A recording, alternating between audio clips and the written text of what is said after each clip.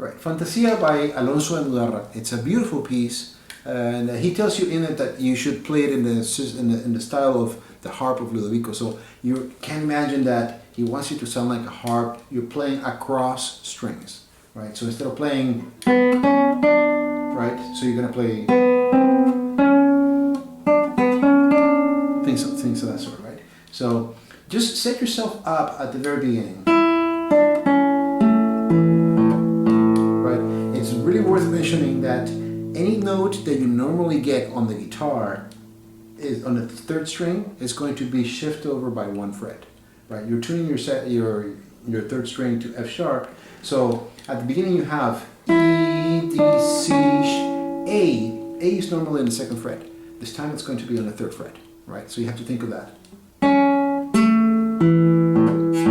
This formation that looks like a D major chord in the wrong strings is now the A major chord, right? So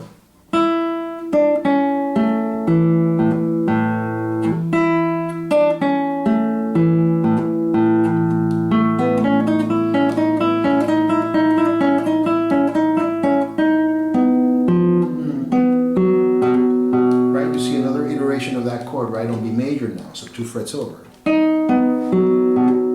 Right, then in your bar,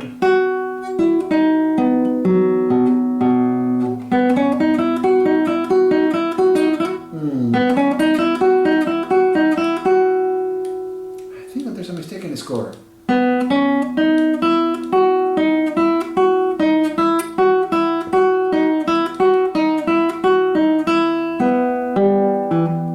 Score was fine, I was reading it wrong, right?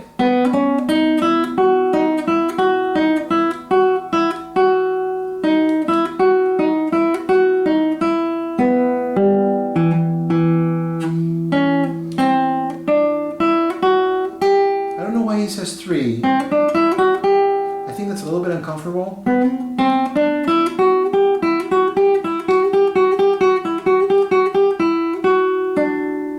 me just make sure that we don't get dark here. You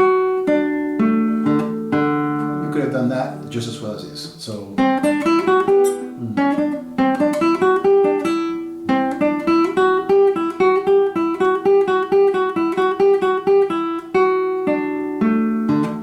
Or like the score says. There's a really good reason for that, since you're going to be moving right over to the 5th fret.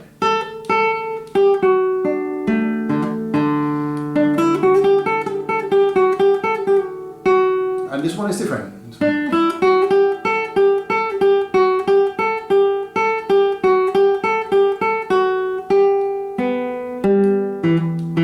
might have inserted just an extra set, like.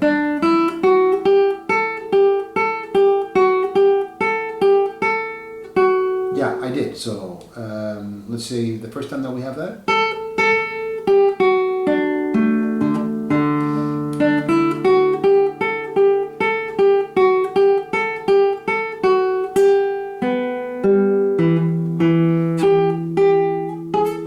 Right, you have to switch very quickly on the first string, right? On the third fret first, then you switch to 4th position to 4, right? Stretch out to the 3rd fret, and you're making a bar. Now he suggests that you do something like this. I'm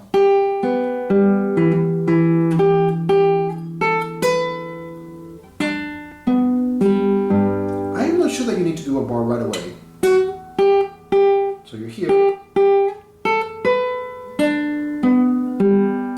You can easily do that, right?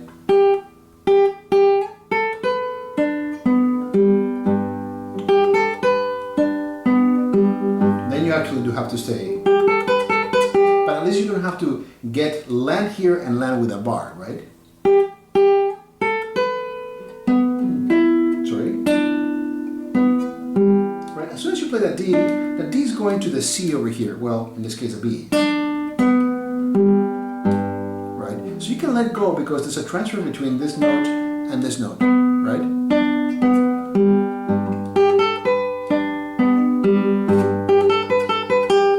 Becomes easier.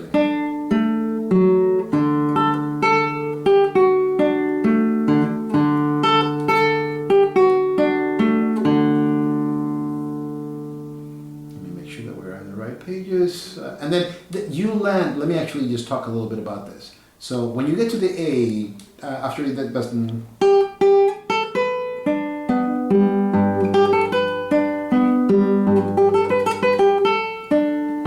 right?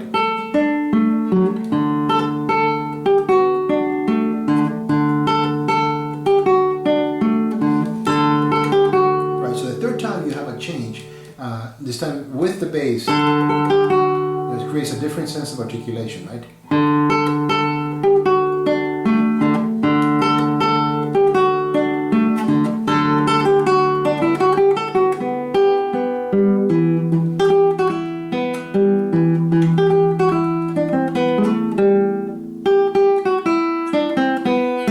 Right? Remember your A is over here, the third fret. And now the fingering here,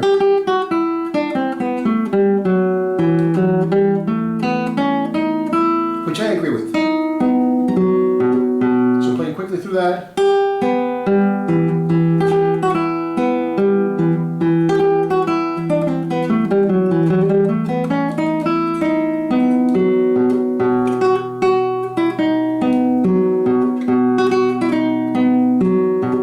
Notice it changes rhythm, right? So.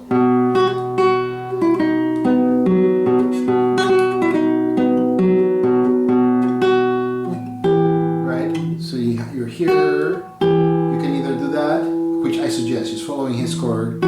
So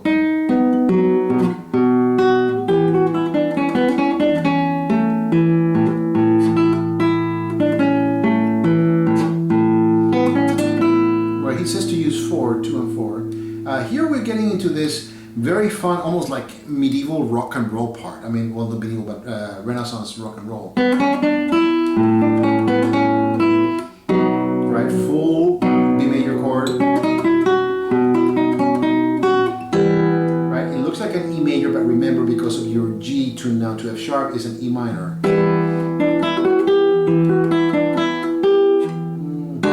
Right, sorry. Yeah, D major.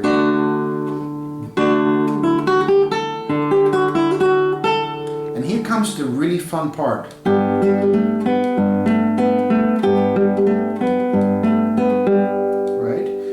Like a tongue twister, you got this new sense of arrival, and in the score he's going to say you're going to arrive to some notes that sound wrong, but if you play them well, they're going to sound right. And basically it's, again, like I said, kind of Renaissance rock and roll.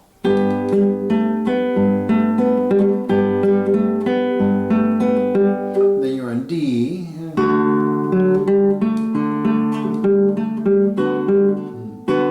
Sorry. And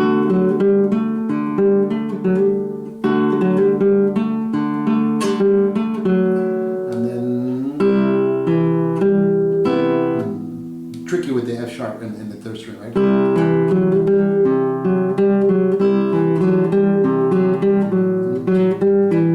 And then move over. Right, so that's going to be tricky.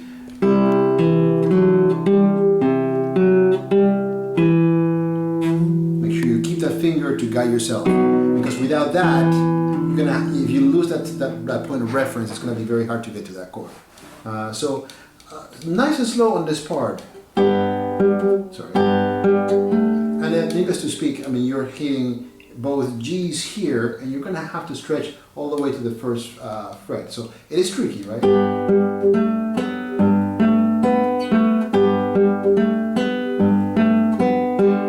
Then you have your D.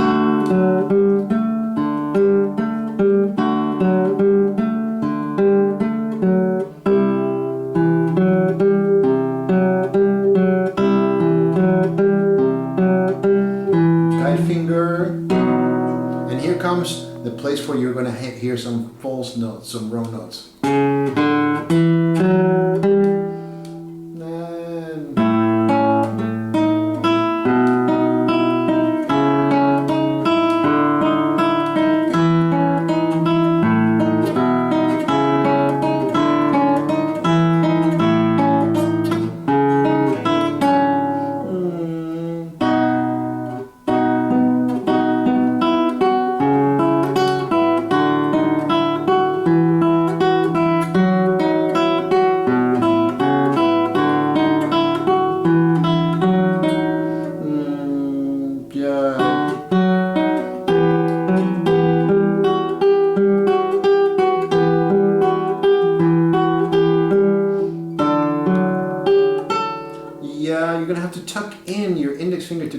right?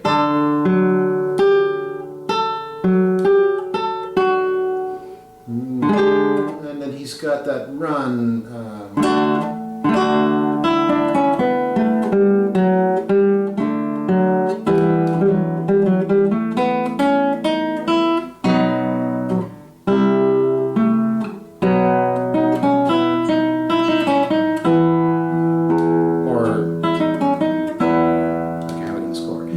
Going back, starting with that run, I just, sorry I kept on going, it's just such fun music to play.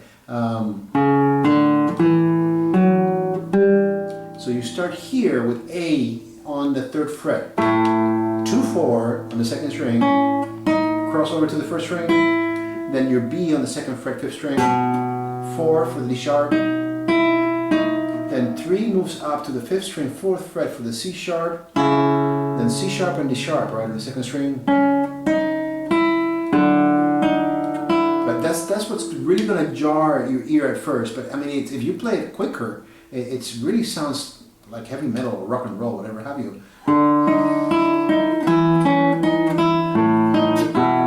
Right? Then land here.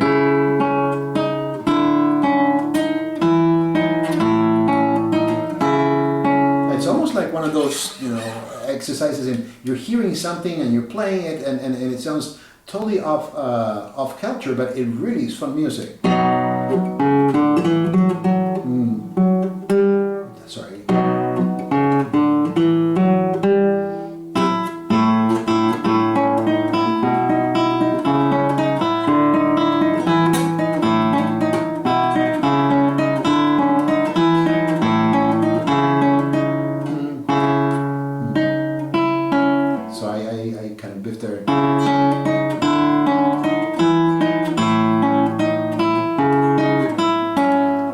Chord, right?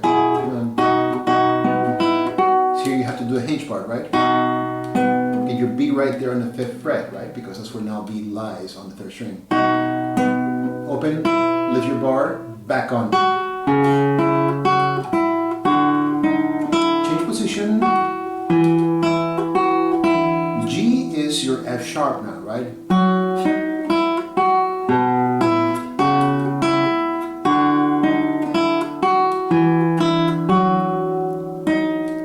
Grab your D sharp here. Maybe it's a good idea to grab 1 and 3. But you're gonna have to do this, right? So either you do this, or which I probably suggest you have.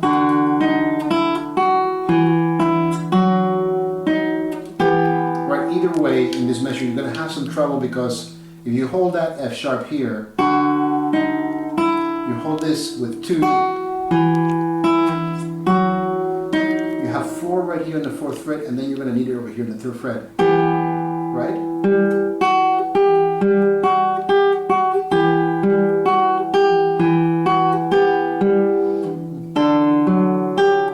Right? You're going to tuck your index finger underneath your 2nd finger to get the G. Right? And then you get your D major. I mean, it says to grab it with 3. I would grab 1 and 4 there, 3 on top. Why? Because you're going to need 4 right away.